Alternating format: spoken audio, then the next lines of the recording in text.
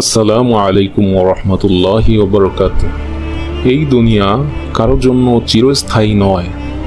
এই পৃথিবীর প্রতিটি জিনিসই ক্ষণস্থায়ী। আমরা প্রতিদিন যা দেখি, যা উপভোগ করি, সব কিছুই একদিন শেষ হয়ে যাবে। মানুষ আজকে আছে, কালকে নেই। ধন সম্পদ, পদমর্যাদা, ক্ষমতা সবই একদিন ধ্বংস হয়ে যাবে। তবু মানুষ দুনিয়ার মোহে পড়ে যায়, ভুলে যায় তাকে একদিন এই দুনিয়া ছেড়ে চলে যেতে হবে। আল্লাহ তাআলা বলেন, প্রত্যেক প্রাণীকে মৃত্যুর স্বাদ গ্রহণ করতে হবে, তারপর তোমরা আমার কাছে ফিরে আসবে। সূরা আনকাবুত আয়াত ৫৭। আমরা ভাবি জীবনটা অনেক বড়, অথচ প্রতিদিন হাজারো মানুষ মৃত্যুবরণ করছে। কেউ হাসপাতালে, কেউ রাস্তায় দুর্ঘটনায়, কেউ বা ঘুমের মধ্যেই। এভাবেই একদিন আমাদেরও ডাক আসবে, কোনো আগাম নোটিশ ছাড়াই। পৃথিবীর সব সুখ, সব স্বপ্ন, সব সাফল্য তখন নিরর্থক হয়ে যাবে। যা রয়ে যাবে তা হলো আমাদের আমল। আমরা কি করেছি এই দুনিয়াতে, সেটাই নির্ধারণ করবে আমাদের আখিরাত। অনেকেই ভাবে আমার এখনো অনেক সময় আছে, পরে তওবা করব। কিন্তু মৃত্যু কি সময় দেখে আসে? যে শিশুটি জন্মের কয়েক ঘন্টা পরই মারা যায়, সে তো সময় পায় না। যে যুবক কাল রাতেও হাসছিল, সে আজ মাটির নিচে। আল্লাহ বলেন, তোমরা যা সম্পদ অর্জন করো তা দুনিয়ার জীবনের জন্য, আর আখিরাত তো অনেক উত্তম এবং চিরস্থায়ী।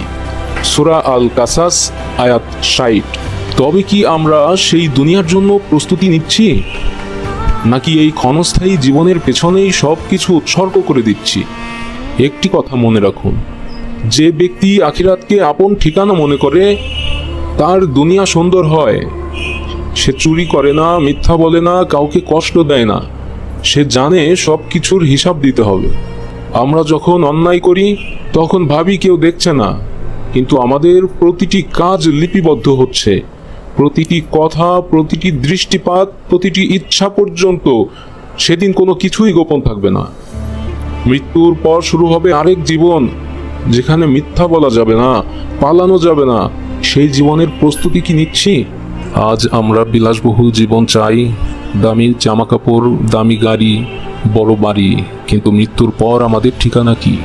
১ গজ কবর, ৩ হাত মাটি আর সাদা কাফনের কাপড়। সবই ছেড়ে চলে যেতে হবে।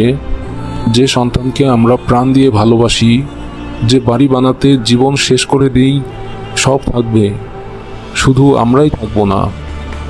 এই কথাগুলো শুনে যদি মন কাঁপে, তবে এখনও এই পরিবর্তন আনুন।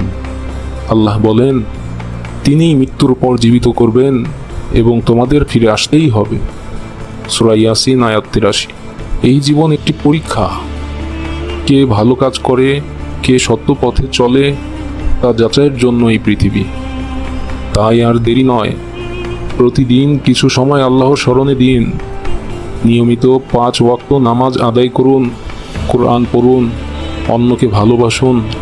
মনে রাখুন, যারা দুনিয়াতে আল্লাহকে মনে রাখে, আল্লাহ আখিরাতে তাদের স্মরণ করেন।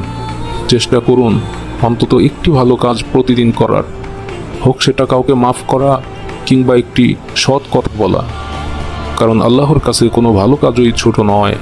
শেষে একটি কথা না বললেই নয়, এই দুনিয়া একদিন শেষ হবে, কিন্তু যারা ভালো কাজ করে গেছে তাদের জন্য অপেক্ষা করছে এক সুন্দর জান্নাত, যেখানে দুঃখ নেই, কষ্ট নেই, অভাব নেই, শুধু শান্তি আর শান্তি। আসুন আমরা সেই জান্নাতের পথে চলি, এই জীবনকে আল্লাহর পথে উৎসর্গ করি আর দোয়া করি, হে আল্লাহ, আমাদের দুনিয়া ও আখিরাত উভয়কেই সুন্দর করে দাও, আমাদের হেদায়েত দাও, গুনাহ মাফ করো আর জান্নাতের বাসিন্দা করে নাও। আমিন।